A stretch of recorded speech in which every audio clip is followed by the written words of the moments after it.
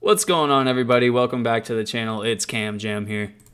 Today I'm going to be talking about Le'Veon Bell and the team that he should probably be going to, or at least the team and Le'Veon Bell should be kind of eyeing each other as a perfect match together.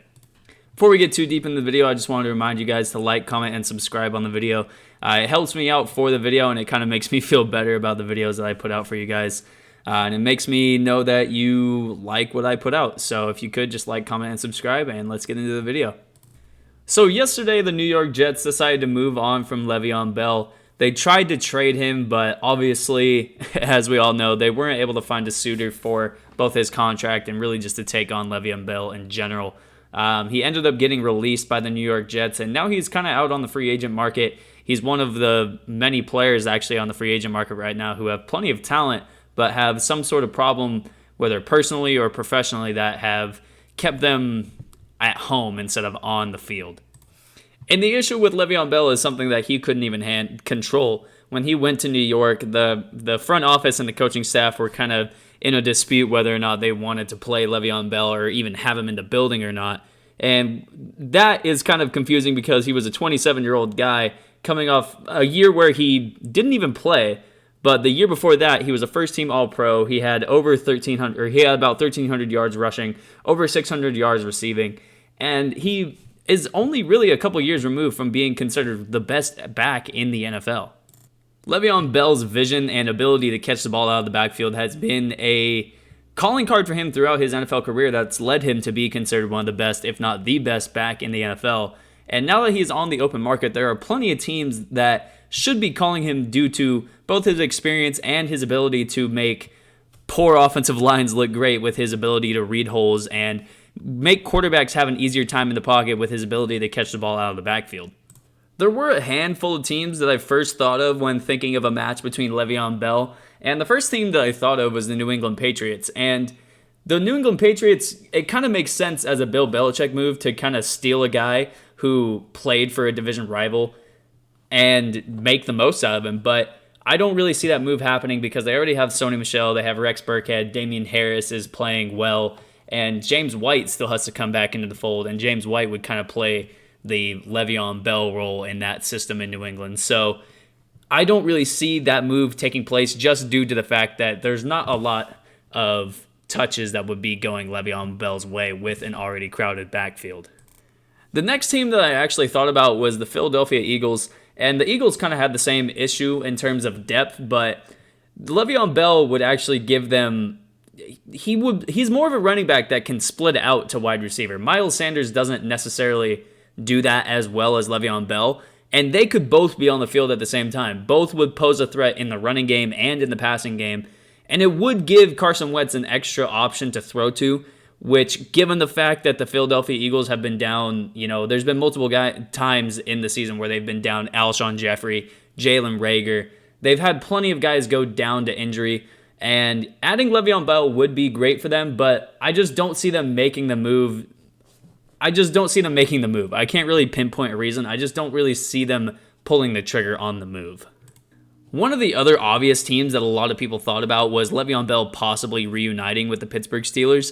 But given how that situation ended in terms of his contract dispute and just the general air in that building around Le'Veon Bell, I don't see the Pittsburgh Steelers also making that move.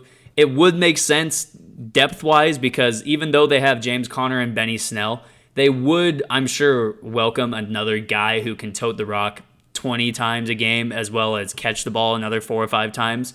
But I just don't see them making the move due to previous issues that they had with Le'Veon Bell. Even if he were to go back and say he apologizes for the way that the situation ended, I just don't see the franchise making that move in terms of bringing Le'Veon Bell back. However, the team that really, really needs to consider adding Le'Veon Bell to their roster, and the team that Le'Veon Bell needs to consider really going to, is the Tennessee Titans. And I know everyone's going to say the Tennessee Titans already have Derrick Henry. They already have Derrick Henry. They already have their bell cow running back. But if you look at their roster, if you look at their rushing attempts, that's all they have is Derrick Henry. They don't have anybody to back him up. Derrick Henry has already carried the ball over 100 times this season, which is way more than he's ever carried in the first 4 games of a season. And given the fact that he's going to be due $10.5 million next year, the Tennessee Titans need to take every measure that they can to make sure that they can play out Derrick Henry for the full length of his contract extension that they signed him to. For a guy that definitely welcomes a tackle, Derrick Henry has proven that he can be a workload or a workhorse running back. But at the same time, we've seen plenty of guys like DeMarco Murray and many guys in the past who just can't handle being a 350 to 400 rushing attempt guy every single season. It just takes a wear on guys like that. The only guy that we've really been able to see do that in the past 10 years is Marshawn Lynch. And I don't really want to say that Derrick Henry can just do the same model that Marshawn Lynch had. I mean, nobody really can. There also is the issue with the Tennessee Titans running back room that they don't have a guy to catch the ball out of the backfield. And with a team like them, Ryan Tannehill, he's played very well this season. He's only had 1 pick, but adding a guy like Le'Veon Bell who can give him a safety option out of the backfield. I know Jonnu Smith has been kind of the safety blanket for Ryan Tannehill, and they've got great receivers like A.J. Brown, Corey Davis, and guys like that, but I don't see why they wouldn't consider adding somebody like Le'Veon Bell, who, like I said earlier, could split out wide, he can run the ball, and he can catch the ball out of the backfield. So Le'Veon Bell not only would help Ryan Tannehill, he would help take a load off of Derrick Henry. He could take 150, 200 rushing attempts, between rushing attempts and receptions, take 150, 200 touches off of Derrick Henry's workload. And then once they get to the playoffs, Derrick Henry can show his real stuff. Not to mention, it's a very low-risk, high-reward move. Like I said earlier, there's not a lot of teams around the NFL who want to take a chance on Le'Veon Bell. And not even that, there's not a lot of teams who can afford to take a chance on Le'Veon Bell. They either have 2 running backs already or they have a superstar running back that they don't really need a guy like Le'Veon Bell to be spelling them. I mean, I kind of thought about the Cowboys, but they already have Ezekiel Elliott, not to mention Tony Pollard behind him. I thought about the San Francisco 49ers, but they have a crowded backfield as well. The Seattle Seahawks, they have Chris Carson, who's not necessarily a receiving back. They have Travis Homer, who's only can do receptions. And they have Carlos Hyde, who kind of meets in the middle. But as well, they have a crowded backfield. They already have plenty of guys to take up carries. So there's not a lot of options for Le'Veon Bell looking around the league. And even then, some of the options that could come after him, like possibly the Washington football team, I don't necessarily think that's a very welcome sight for Le'Veon Bell to be playing for the Washington football team. I should also mention that the Tennessee Titans so far, their offensive line has only given up 3 sacks in the season.